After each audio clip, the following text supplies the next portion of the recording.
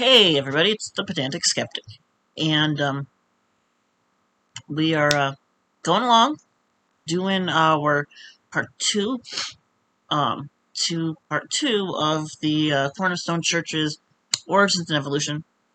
Just a quick heads up, I am currently working in my flow hood, doing tissue culture, which is why I have the hairnet on. I'm just taking a little bit of a break. I got all of my fungus work done, so I figured I would eat a little something, make another response video, just take a breather. I just didn't feel like taking the hairnet off. The hairnet kind of just keeps the hair from getting into the hood and, increasing the risk of contamination. And so that's why I'm wearing this. It's for no other reason. Obviously I'm not wearing gloves or the mask that I normally would be when I'm in the flow hood, but, it's fine. So, let's continue on. Our part one was a little bit strange. Well, not strange in a bad way. Strange on their part because I was a little bit fired up about some of the ow, kind of hit when I crack my neck and my windpipe shuts for a split second. Anyway, we're gonna continue on our journey through this. We'll all suffer together. Let's get into this. Let's do this. And random mutations that don't work are discarded, right? And so that's why you'll hear sometimes the survival. What does he mean discarded? And what does he mean random mutations that don't work? Because, like I said, you can have a mutation that doesn't change the protein structure because it doesn't change the amino acid it's called for.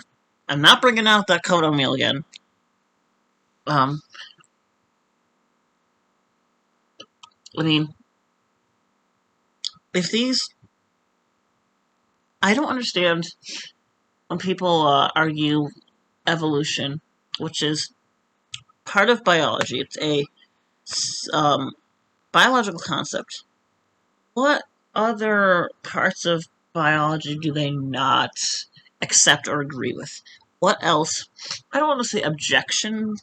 What do they have objections to? But what else are they not accepting, or at least not understanding correctly? Are they not understanding how transcription and translation work? Do they understand that at least? Do I have to go through and explain how transcription and translation work? But when they say mutations that don't work, what the fuck are they talking about? Are they talking about mutations that are bad for the organism? How are they quantifying that the mutation is bad for the organism? Are they just saying any nonsense mutations, mutations that don't actually cause a change in that protein structure? Because if that's the case, that's kind of a mutation that doesn't work in a way. I mean, the wording here is just horrible. Survival of the fittest, right? Because any... Real quick, survival of the fittest is not a good way of describing natural selection. It's more survival of the fit enough. And, natural selection works on population level, and it works because there are differences in how well organisms reproduce. It doesn't really have much to do with them just surviving. It has to do with them actually producing viable offspring. A biological organism that adapts in such a way as to benefit, right, would survive, and therefore those traits would then also survive. Yeah, basically. One thing I would say is that it's not always about the organism benefiting so much as it's the organism managing to scrape by and not, be killed off before it can reproduce. Now, some might say, yeah, that's a benefit. but it doesn't necessarily mean that the organism is at the top tier of the population. You know, it's not like only the top 5% of the population is allowed to reproduce. You know, any mature organism in that population is going to at least attempt reproduction, except for very rare circumstances. But, yeah. So Darwinian evolution is an attempt to address certain types of life, but not the origins of life. Yeah, and there's nothing wrong with a scientific model that doesn't try to encompass everything. You know, most theories don't explain everything because their purpose isn't to explain everything, it's to explain a particular thing. Some things may explain more broad phenomena than others, but theories by their very nature aren't really supposed to have every answer to everything. Itself. And that was actually a little surprising as even I was studying this. Is I kind of knew that, but I never really thought about that. That Darwinian. This is a red flag because if you're really going to object to evolution and the science behind it, you really should have a very firm, crystal clear grasp on what evolution actually is about. Evolution does not even try to determine how life began. That's not its job. Evolution's job is to describe the changes in population genetics over successive generations. That's all. Now, there are other scientific theories that have to do with the initiation of life on Earth, and maybe other places, we don't really know, but not evolution. So I don't know where this objection to evolution on that basis comes from. It would be like asking my roommate who's an emo marketer to perform brain surgery and then getting mad at her for not being qualified for that. It's just not what she does. First life began. Darwinian evolution is really presupposing that first life had already begun. Yes. The same with a lot of other biological theories, such as cell theory, the germ theory of disease, things like the preference performance hypothesis, which I have problems with, but that's neither here nor there. The plant stress hypothesis, just to name a few. I could go on and on and on and on and on, but I'm not going to. And is really an attempt to describe how new forms of life have emerged. Define new forms of life. That's a weird way of putting it. Do you mean like species A, over time splits into species B and C, and, so species C is newer than species A because it hasn't been around for as long? So Darwinian evolution is trying to... That guy's got some really deep furrows on his forehead. I really hope I don't grow old and have that problem. Actually, not this. God damn it. Hang on.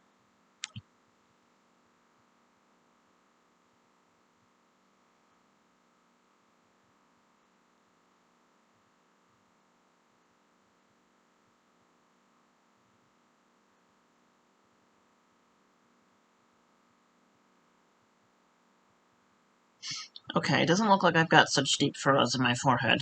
That's good.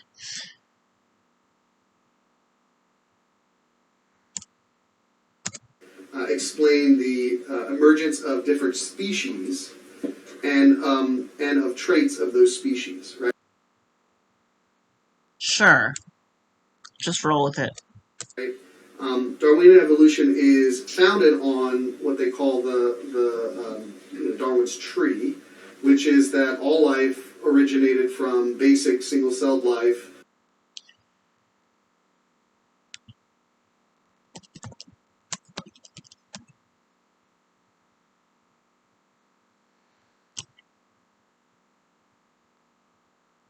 The Guardian. I don't know if The Guardian is a biased news source. I will, quiet, I don't want that.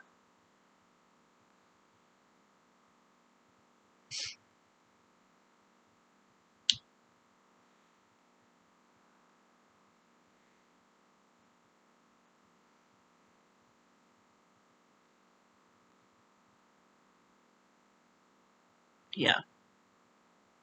Um,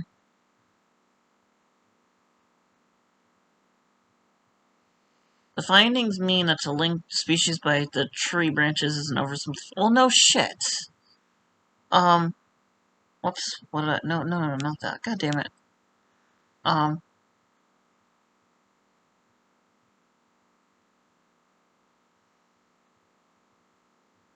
that's cool. Strange chunk of DNA in the makeup of 8 animals, including mice, rats, ACFs. It's missing from some other groups. Okay. I mean, that probably, happened very, very, very early on in early, like, tetrapod or vertebrate evolution, because, like, it's not going to work if a mouse and a clawed frog try to make a baby together these days, but, um, there's nothing wrong. Um, where is...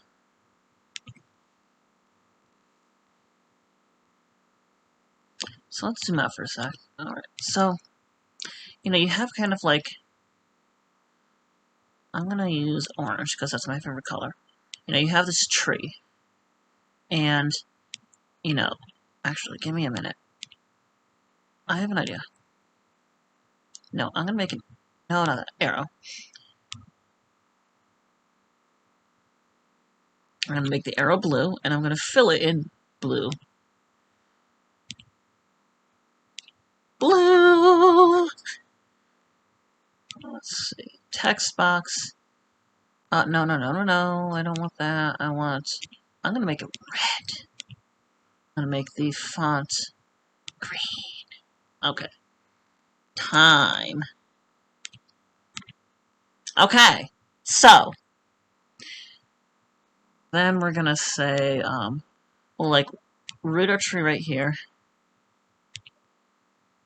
And this is our friend Luca. Last universal common ancestor. Now, no, I don't want lines. I want to draw. I want to fucking draw. So, basically, Luca started... No, I didn't want to do that. Luca started to, form these extra populations of things. And, things would start branching off here and here, here, here, here, whatever. This is just this is a conception. This is not necessarily, like, an accurate representation of how everything happened, but this is kind of just the gist of, how, divergence of different lineages works. You have things that branch off at different points. Now, let's use, I don't want to, let's use, the black to represent some sharing of DNA by early organisms. Like, it's not that the DNA swapping from crossbreeding happened here, it's that it happened, way down here, way earlier on, before things developed like multicellularity, or before things developed, real differentiation between things, like, if there's any, sharing of genetic material, it's going to happen at, pretty close branches. You're not going to have something where, like, something on this tree shares, a crossbreed to something on this tree, because there's just been too much divergence. It would be, within a couple of common ancestors of each other that you would have that, sharing of DNA. I'm not saying that that article is intentionally being, deceptive, but what I would say is that you want to be careful when you read crossbreeding between species is, more common than previously thought. Yes, it is. I'm not disagreeing with that. What I'm disagreeing with is the implication that, you're going to have disparately unrelated organisms, like a tree isn't going to have a baby with an elephant. You're going to have maybe early pachyderms that are actually different species mating with each other. Maybe like Endocatherium and Paraceratherium making a baby versus, Smilodon making a baby with, a woolly mammoth. Things like that. But, again, the thing is, Charles Darwin was one of the earlier, kind of originators of some of these ideas. He's not going, we can't expect that his, ideas about this stuff are going to be completely accurate. Um, you know, when I do, some of my research, I don't always, know what's going on or know what's going to happen. Um, you know, um, like my first paper on the Girapsamyron that we're feeding on grape versus Ampelopsis, which is an invasive relative of grape. The Girapsamyron average weight of the Ampelopsis fed group was higher than the average weight of the grape fed group, but the survival of the Ampelopsis group was much, much lower. And so, you know, without seeing everything that's going on, it's very easy to misconstrue. And I'm not saying it's always intentional, but it's very easy to misconstrue some of the ideas put out or some of the initial findings and thoughts about things because we don't always know everything that's going on. And over time, through natural selection and random mutation, emerged into different kinds. And I'm using the term kinds because that's what's used in the Bible. There we go. Could somebody please tell me what a kind is? And I'm not talking about the, granola bar thing. I'm talking, like, it's like saying it's a type or, a form. I mean, the fuck does that even mean? And, I agree, the word species doesn't necessarily have the best, division. Although, here's the thing, that, the fact that we can't really pin down a precise definition of species shows that, to some degree, organisms are very interconnected, and so, you can have, a group where the lines between species aren't very clear. Generally, a species is a population of organisms that has similar physical characteristics and is capable of interbreeding and producing viable offspring. And the reason the viable part is important is because, you can have a horse and a mule make a baby together, but that's going to be a sterile, critter rather than something that's able to reproduce itself. Plants and fungi, especially plants, make this a little bit trickier, wherein you can have things that are described as different species be, actually like able to produce viable offspring with one another. You can have things that are very, very similar in their appearance. They live in different regions of the world, and they're called different things. You have things like varieties and forms that aren't really considered subspecies, and then you have things that are subspecies or races and things like that. And it just gets really, really confusing, really strange in a way. It shows some of the limits to our knowledge, but, I would say that, at levels above the species level, like genus level, you're able to really pin down what a genus is. You're able to recognize that genera differ enough from each other in most cases. Plants are able to make intergeneric hybrids. Basically, Let's go back to Microsoft Paint. Okay. So basically you have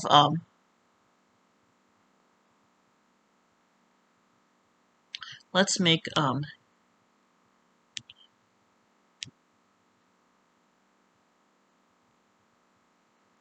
2 arrows, right?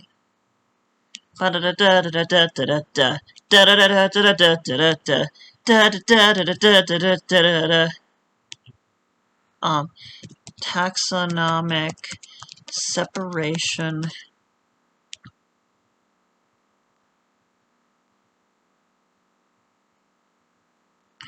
ability to reproduce between individuals.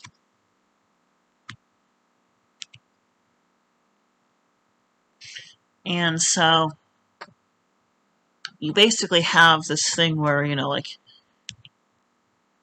down here we have subspecies level or race.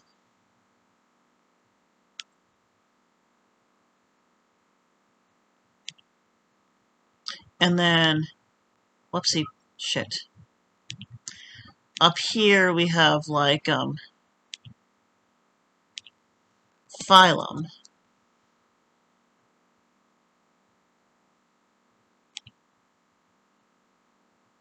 Wait, did I fuck this up? No. Because as you go up in your taxonomic separation, you go down in your ability to reproduce between individuals. So, you know, and then you'd have like, you know, up here you'd have like order.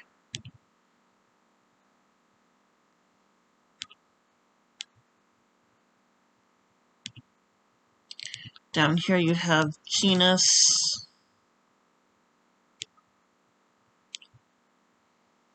Then, you know, of course you'd have like family and shit like that. But basically, the more closely related two organisms are, phylogenetically, the easier it is for them to reproduce. So you kind of get this, let's just make a graph. We're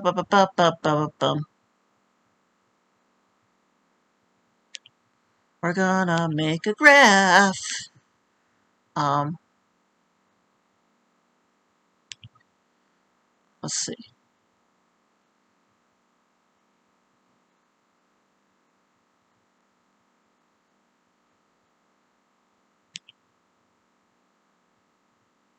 So on this axis we have taxonomic separation. That's our y-axis, and then our x-axis would be number of successful crosses between individuals. And so, you know, we could say like, oh, I don't know. That would be like a species. That could be, you know, genus. This could be family.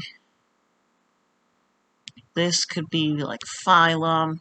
And what you basically see is a,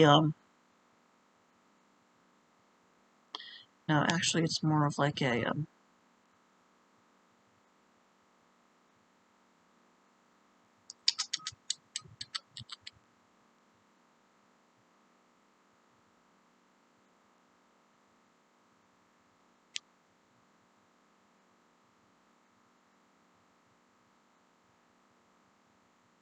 it's gonna look something like that.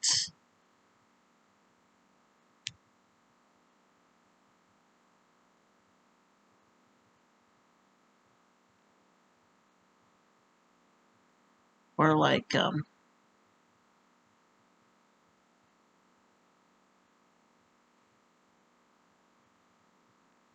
close enough.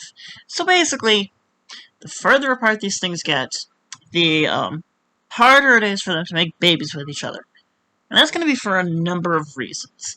Partially because the logistics of, like, a moth mating with a frog or something really don't line up or work out very well. And, I'll talk about, when I talk about hybridization in a separate video, I'll talk about, like, prezygotic and postzygotic, and basically what you'll see is the,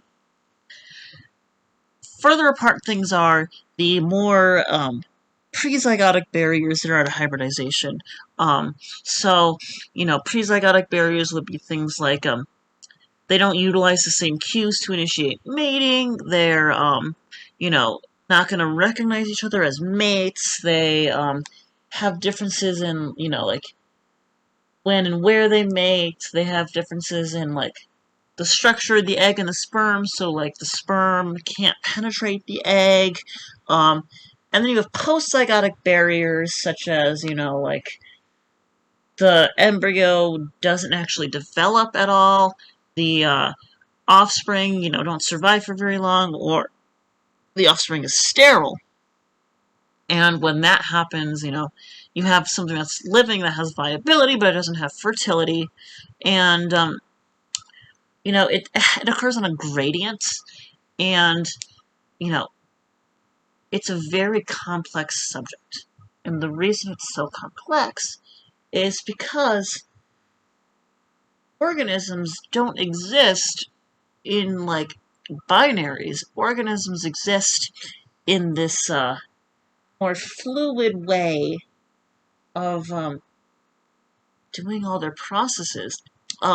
One thing that, for example, there are instances where if the female is the mother of a, if species A and species B are crossed, if species A is the mother, I believe this happens a lot with insects and snakes and things like that, but if species A is the mother, the offspring can be viable, maybe even fertile. But if species B is the mother, the eggs may not even hatch, or, the young may die very early on, like within a few days of hatching or something. Especially, with, like, moths. There are some genera of moths that people have fucked around with a lot, and, like, one species is a dietary generalist and the other is a little bit more specialized, and if the mother is the generalist, the larvae tend to do very well, but if the mother is the specialist, they languish. And there's probably a cytoplasmic inheritance aspect there, and I'm not going to get into that here, but, we shouldn't see that in a design system, And I know humans design, like, universal X, Y, and Z, but if things were actually designed, we would expect clearer divisions between things. And these creation proponents can't even give us a clear definition of what a type is. Some people have proposed type is, like, family level stuff. Okay, fair enough, like, or types and kinds. So, like, the dog kind, would that be Canidae? We can just go with that, and, this gets extra murky if we, get into, like, moths. Because tiger moths, for a while, were their own family. Well, tiger moths used to be part of the Noctuidae, which is one family. Then they were split off into their own family, the Arctiidae, and then in 2008, they were put into the Erebidae. And, Erebidae and Noctuidae are pretty closely related, but, if we're talking about kind, meaning family level, then how the fuck do you account for something changing its kind if, like, a timeless god made it in a certain way? And, it's not just, Erebids. I could talk for hours about Lepidoptera taxonomy, because it's a, big mess right now. A lot of taxonomy it's great, it's fun, it's cool, but taxonomy should be easy if everything was designed in a specific way, rather than evolved over time and over successive generations. So when you talk about kinds, you're talking about one kind of animal, one species of animal. So he's defining kind as a species. Um,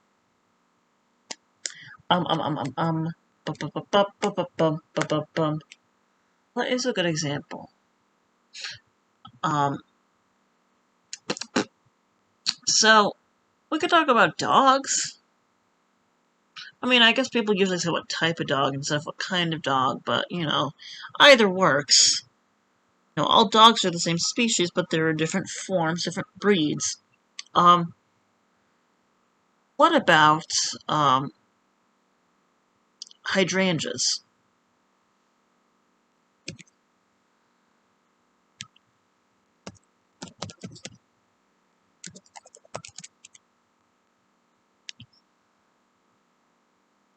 Now, I will specify that not every hydrangea species has this pattern. Only certain hydrangea species have this pattern. But is the hydrangea the kind, or is the blue hydrangea a different kind than the pink hydrangea? And if it really is a different kind of hydrangea, then are you telling me that the pH the organism is at is able to influence its species? It's like, by the way, if you're reading this, it says pH 5.5 or lower with aluminum available. It's not that aluminum is lacking in any of these soils. It's that when the pH is too high, the plant can't actually absorb the aluminum from the soil. Really cool stuff. That's why most plants do best in a slightly acidic soil, because most metals actually enter the roots more easily when the plant is when the pH is low, and plants that are adapted to living in higher pH soils actually release acids, well, yeah, more or less acids from their roots. It's a little more complicated than that, but that's the general, more, kind of most simplified way of describing this phenomenon. But plants are able to actually, some species are able to release acidic compounds or other things to actually make those metals that they need in their systems enter their systems. Really interesting stuff. Mutating into another species of animal. Did you just say one species mutates into another species? That is really incoherent. I suppose unicellular organisms could potentially mutate into different species. One of the problems with, kind of our current understanding of species is, it doesn't really account for asexual reproduction because it relies a lot on organisms being able to interreproduce with one another. Well, if you have something that is parthenogenic in the case of animals, or something that is able to clone itself, such as most plants, such as bacteria and, protists. And here's the thing. Bacteria will still share DNA with each other. It's not the only way that DNA gets around. And I'm hoping he's going to get into it. I will spoil it for you folks. Viruses, especially at the microscopic scale with microbes, single-cell prokaryotes, can actually carry DNA from one organism to another and help in the process of moving bits and pieces of DNA. It's not just necessarily bacteria A and bacteria B stick together, swap some DNA and then go their separate ways. There could also be viruses involved. It does happen in higher organisms, and when I say higher organisms, I just mean multicellular eukaryotes. If I say higher organism, I'm talking about eukaryotic multicellular eukaryotes. Maybe protists, which are kind of like animals, except they're unicellular, so definitionally an animal is a multicellular eukaryote. Those aren't the only features of animals, because plants are multicellular eukaryotes as well. But all animals are multicellular, heterotrophic. They lack a cell wall. They have an internal digestive tract and an internal digestive column, if you will, as well as multicellularity, I think, and cell type specialization. Those are the 5 major features of animals. And you have things like sponges and jellyfish, which are at the lower end in terms of they just meet those requirements, and then you have things like vertebrates and insects and shit where it's they're fucking triploblasts and they are motile. For the most part, and things like that. They have cephalization, they have a head, they have a brain, and all sorts of shit. They don't need that to be considered an animal technically, but they have those extra add-ons. But anyways, viruses can, you can actually insert genes into plants by culturing small bits of them and then using agrobacterium. It's a type of bacterium that just likes to mix in with plant cells to actually put some genes into plants. And it's a type of biotechnology, and it's really fucking cool. And I don't want to say that if the world was designed by a creator, that wouldn't be possible, but generally when somebody designs something, they try to make it as non-influenced or not influenceable by other factors. If I were a creator, I would try to make sure that, one of my creations couldn't, weaponize another creation against yet another creation, but that's just me. Now, we all know that we don't see this in today, right? What we see is you breed 2 dogs, you get a dog. Yes, hopefully. You get several dogs usually. You breed 2 horses, you get a horse. Right? You breed 2 dolphins, you get a dolphin. Right? You can breed different kinds of dogs, and you'll get a hybrid. Didn't you just say that a kind was a species? Version of those kinds of dogs, but it's still a dog. Yes, in the most loose sense, that is correct. I mean, here's the thing. You are, so, things exist on a continuum. And you can have, for various reasons, individuals that are classified as the same species be unable to produce fertile offspring. You can also have individuals that are thought to be separate species produce fertile offspring. And so, there are some issues with the current biological species concept. But we would expect that if life has been just slowly diversifying itself over time and over many generations. It doesn't suddenly become a cat. No, that would violate the law of monophyly, which means you don't outgrow your ancestry. The thing is, what you're assuming, you're looking at the very tips of the branches of the tree of life. Divergences happen earlier on. And so, what we recognize as cats right now, or in the past, more generic mammal-like creatures, so there are, think of it this way. You're going to drill down. So, remember when I just said that, every multicellular eukaryotic heterotroph with cell type specialization and an internal digestive column is considered an animal? So, back in time, a long ass time ago, when that was the only thing that existed, whole big population could go on in its merry way. And then you'd have some other adaptation occur in a portion of the population, maybe triploblasty. And if you're not sure what triploblasty is, it's basically, we're gonna go back to Microsoft Paint.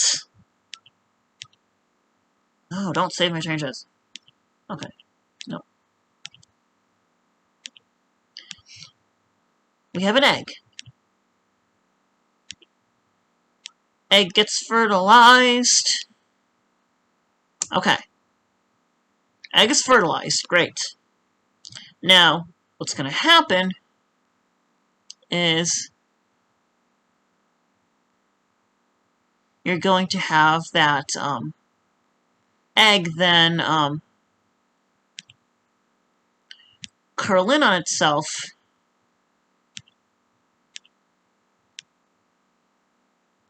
through a series of events called blastulation. And so you're going to have never mind. You're going to have an inner layer and an outer an inner layer and an outer layer. If that's where this layering stops, you have what's called a diploblast. And sponges and I think ctenophores are diploblastic. Now, what also might happen is the cell layer, crap, didn't mean to do that. The cell layer that's, kind of sandwiched between these becomes its own layer, and now it's triploblastic. Every other animal on the animal family tree, and I say family in the loosest sense possible, is now triploblastic. We haven't yet gotten to the level of a kitty cat yet. So now you have everything that's triploblastic. Great. So now we're stuck being triploblasts. Then what happens is, as the blastulation occurs, differentiation will eventually start, and the cells lining that hole in the middle become the digestive column. Now, in some of these, that first hole becomes the rear end. It will become the end at which, things are expelled. Those are known as protostomes. All of their ancestors will be protostomes. Those protostomes will diversify further into basically every animal except for humans and other vertebrates and like starfish and shit like that. Echinoderms. Not really relevant. Then, so when being a protostome developed, it's a nested hierarchy. So protostomes will only produce protostomes, but protostomes produce things of different categories that stay within the category of protostome, but are categories in and of themselves. So then you get into your like ecdysozoans, which are organisms that have an external cuticle that they have to shed because it doesn't actually grow because it's rigid. That includes things like onychophorans, which are velvet worms, very cool-looking critters. Your arthropods, which are kind of my specialty area, especially insects. But it also has the nematodes and metamorpha and a few other things, I believe. Then you get things like annelids and other spiralia. That also includes the mollusks, I believe, or are those Lophotropozoa? I forget. But you get other classifications. Okay? So, if you are an ecdysozoan, you're never going to stop being an ecdysozoan. But, within ecdysozoa, divergences will still happen. Okay? It's just the building of new categories. And then, you get your arthropods, which have very specific characteristics. Now, remember, So an arthropod is an ecdysozoan. An ecdysozoan is definitionally within the protostome group. It has to be a protostome to be considered an ecdysozoan. But not all protostomes are ecdysozoans. Within the ecdysozoa, you have other things, but, within the protostoma, you have other things, but every ecdysozoan is a protostome. So, arthropods still meet all of the characteristics that make them animals, because they're very general, simplistic characteristics. Then, you get into slightly more specific characteristics. So, an arthropod is, an animal. It's also a protostome. It's triploblastic. It sheds its cuticle. An arthropod is an ecdysozoan that has segmented body as well as legs that are jointed. So the legs have these flexible, soft bits within them that are joints for movement.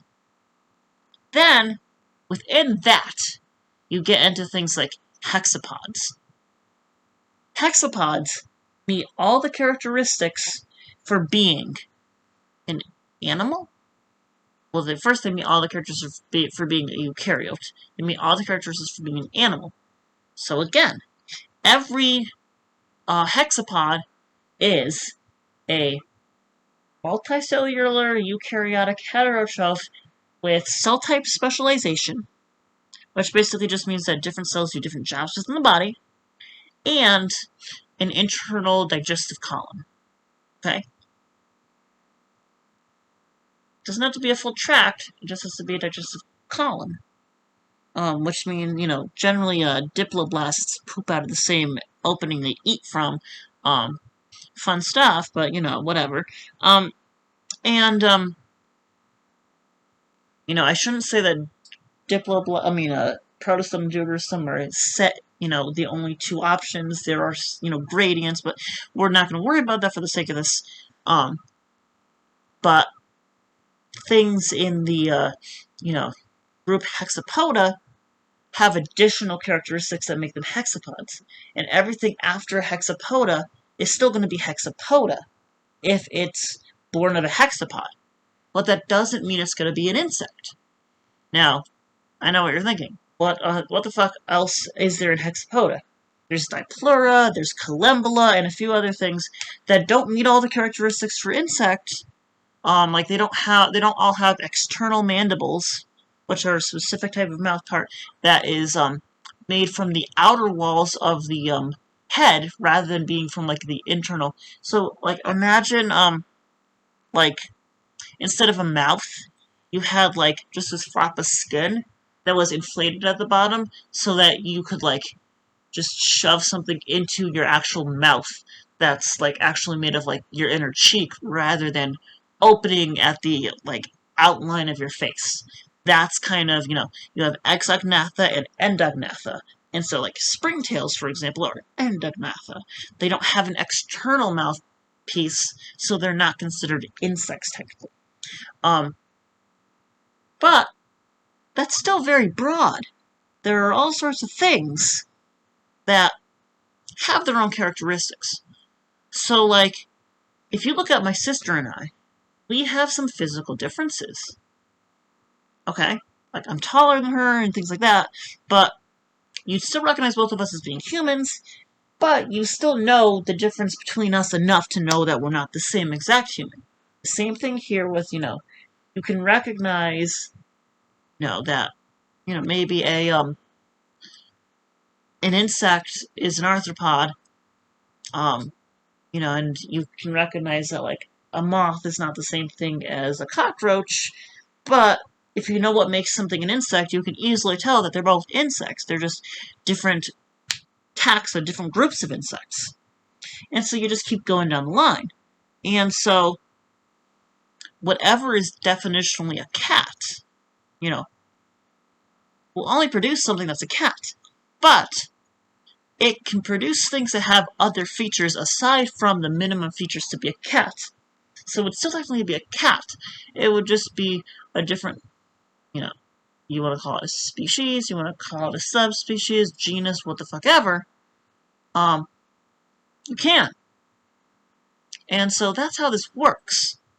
Lepidopterans, your moths, have very specific characteristics. They're still insects because they meet all they check all the insect boxes, but then you add some other boxes, like having scales on their wings, and having, a WZ sex determination system, having, certain features to their larvae, and things like that. And, they fit into various categories that not all other insects fit into. So they're holometabolists, which, being holometabolists also includes things like beetles. It also includes things like Mecoptera and flies and wasps. But you can clearly tell that a wasp is not a fucking moth, although there are some really cool moths that mimic wasps. A lot of cecids, for example, mimic wasps. But, hang on a sec.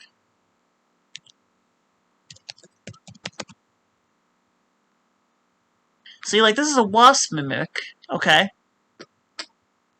That kind of looks like a Polistes. If you want to know what a Polistes looks like, it kind of looks like one of these motherfuckers. I mean, if you look at it for long enough, you're going to realize that, this is clearly not a moth. It's got that narrow waist to it that the moth doesn't have. The antennae are different. The wings don't have the scales, and neither does the body. If you look at the mandibles of this thing, it's clearly not a fucking moth. But, superficially, they look similar. And you can recognize that, like, this is an insect. It meets all the characteristics of being an insect. Just like that, just like that, just like this and this.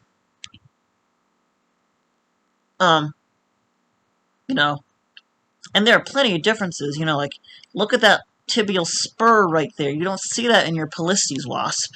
I think most cecids have that. You can see that right there. Oh, sorry. I keep forgetting you people can't see where my mouse is going when I am filming this. Whatever. So you can see that. That's a very cute cecid. And, superficially it looks like a bumblebee, but, like, look. You have the spur. If you look at the wings and then you look at the leg, and where the brown of the leg ends and is wide, you see this yellow spur sticking out of there. That's not a wasp or a bee. I mean, a bee is technically a type of wasp, just like a butterfly is a type of moth. But all butterflies are moths. There are a couple of specific things about butterflies that make them butterflies, that other moths don't necessarily meet the requirements. But in general, like, the Lepidoptera have their own characteristics, whereas the Hymenoptera have a set of characteristics. They're both unified by being holometabolous insects. So there are things that wasps and moths have in common, but there are also things that set them apart. Right. And my father-in-law is really happy about that. But you generally don't see, you never see the emergence of a new kind from a different kind. I've just explained this. So the whole idea of Darwinian evolution is based on common ancestry, right? So if that is accurate, I'd say. you look at the tree has a number of branches, but if you walk the tree backwards, you get back to these two kinds emerging from this kind, and that kind emerging from this kind, and so forth. No, it's not really one kind emerging. It's one class of kind emerging from a broader set of things. You just keep narrowing things down, but you're not, only narrowing in one direction. You're, narrowing all over the place at various points in time, And so you can have, things that have, a number of things that have wings, but, the wings aren't made of the same structures, for example. Um, like a bird's wings, for example, would have a different, would emerge from different tissues in embryonic development than a moth's wings, for example. In fact, they do. It's a, and I know it sounds technical, but if you think about, you know, being a designer, um, maybe the designer wanted to put some flair things, but why is it that we see different forms, or the same form, forming in different ways because of the same thing that has to be dealt with? The same, you know, the need to fly, or the need to disperse somehow, as a broad category. Um,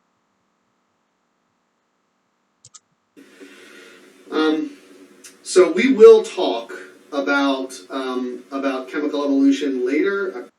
Chemical evolution is not a thing. Probably won't get to it today, but that's the origin of first life, and we are going to talk a bit about kind of the difficulty, the leap. The thing is, and I'm going to end it here because I've, droned on for a while. Um,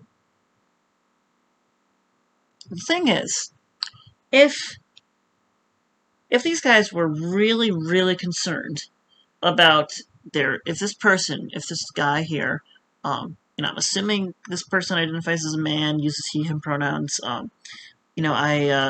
correct me if I'm wrong, and I, won't misgender you, but, I'm assuming this is a he, him. If this man here, really is concerned about his congregants, or, whoever, this is men's Bible study, so you have to identify as a man to attend a man's Bible study, probably. I could be wrong, but, we'll just, we'll go with it.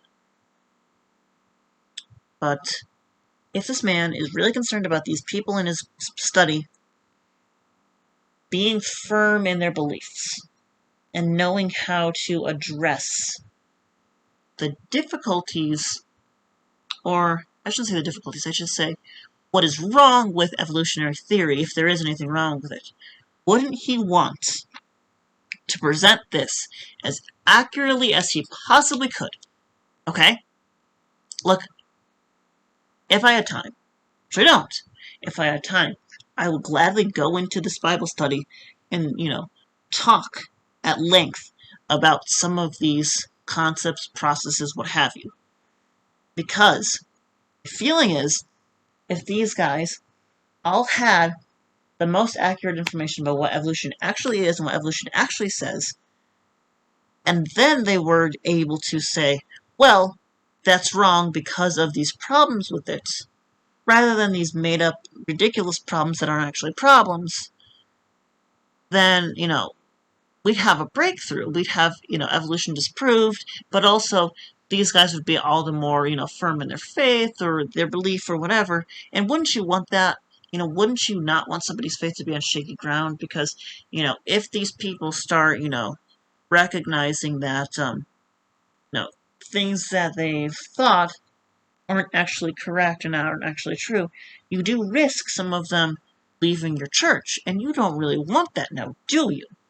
That's my question, is why don't you have actual, biologists who have a grasp at how this works come through and, give you a, 1 hour long, maybe 2 hour long, crash course on what evolution is and what evolution isn't. Because there are things that he's saying are part of evolution that aren't part of evolution. And, why the things asserted by the theory, why it's a theory in the first place, but, why the things asserted by the theory hold true. if his concern is really keeping these people in this belief, if these people aren't just obedience compliance types, which maybe they are, but, maybe they are thinking for themselves, help, why isn't he trying to get the most accurate information for them and then let them decide what they think and what they believe? Because, again, if there truly is a glaring issue with evolutionary theory, these guys could find it. And then we would have, more believers, we'd have more people who are creationists or what have you, and evolution would be effectively dead.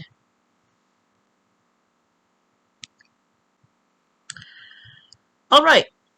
I've taken a good and long enough break from just what I was up to. So, yeah, that was something. We, haven't gotten very far just yet. We're 14 and a half minutes through this shit, and, we haven't made significant headway. We've gotten a few things covered, but, I feel like this is going to be at least a 6-parter. I mean, there's no way I'm going to finish this in 4 parts. And, I kind of don't want to. I don't want to make, one long, 5-hour video that's, breaking down everything these people are saying. I'd rather, do it in bits and pieces. But, there are a lot of things here. There's a lot to unpack. And I do like these kind of dense, I don't want to say meaty, because that would sound wrong, because I'm a vegan, but, these, not meaty, but these, really, what just fell in my other room? I'll worry about it later. These really kind of tough and dense, and, you gotta stab it multiple times to get all the blood out of it, sort of, videos where, there's a lot to tackle. I am going to, go on a rant about, different functions. I mean, same functions, different forms. I'm going to talk about, trichomes versus, waxes, and how, in plants they have, very similar features, but some plants get into the, go about doing the same thing in a different way, which, is kind of fun, kind of weird. We'll talk about phenotypic plasticity. We'll talk about hybridization and the barriers to it. We'll talk about exactly, why the biological species concept is so wishy-washy, why that's not a problem. See, here's the thing. These are the people that want us to think that, anytime there's something that's unclear in science, it's a failure of the science. But what it really is it's a demonstration that, we have to keep asking questions, we have to keep looking, but also that things are interconnected. And that's really what science is going towards, Nobody studies things in a vacuum anymore. Everybody studies something in relation to something else. And that's the way it's supposed to be. And it's not a bad thing or a big deal if there's, something we don't know in science yet. These people are like, well, science can't answer all these questions. Well, religion gives an answer, but you don't know if that answer is correct because you didn't get to that answer through empirical means. You didn't get to that answer by opening your eyes and taking a look. You came to that answer by, either listening to your parents when they repeated shit that was told to them, and so on and so forth, or you made it up yourself. You pulled it out of your ass and was just like, well, at least this is an answer. At least this is something I can say, and that's better than I don't know when it's not. I don't know is a perfectly good answer. It's the most honest answer. I mean, unless you're actually, trying to deceive somebody by saying you don't know when you actually do, but, we're assuming that's not happening. So, I thank you all for, hanging in there, sticking with me, watching this video, watch the others, give me some feedback and comments and this and that. I, did appreciate a couple of people leaving some comments on some of my older videos. Somebody said, why don't you watch the video before you respond to it? For me, blind reacting is, I don't want to say it's the most honest way of reacting, but what I will say is blind reacting gives you an insight into my thought process, as well as sort of, you know, a better idea of where I'm coming from. And instead of there just being like a clever response to everything somebody says, it's a, like, I hear it, I process it for a hot second, and then I come up with, my, like, organic and original kind of apply to it. Because that's how the real world works. Um, you know, it's not a matter of me just, like, repeating something that every other skeptic, YouTuber says. It's about me really getting at, my own reasons for not accepting that idea, and, kind of training you how to think rather than what to think. Because if I lay out my thought process when I hear something as I hear it, you might get a better idea of, like, am I, like, bleeding? I'll worry about that later. I think it's just the light. So yeah, I have to carry on with my other stuff that I'm working on, but this is actually pretty fun. Like, I'm not gonna lie, I would rather just sit here and continue to respond to these people, but I do have some plants that desperately need to be moved to some new culture medium and put under a light, and I've just had such a busy start to the semester that this is my only real time to do it. So, I will post this up at some point. You'll get to watch it, and see you in the next one.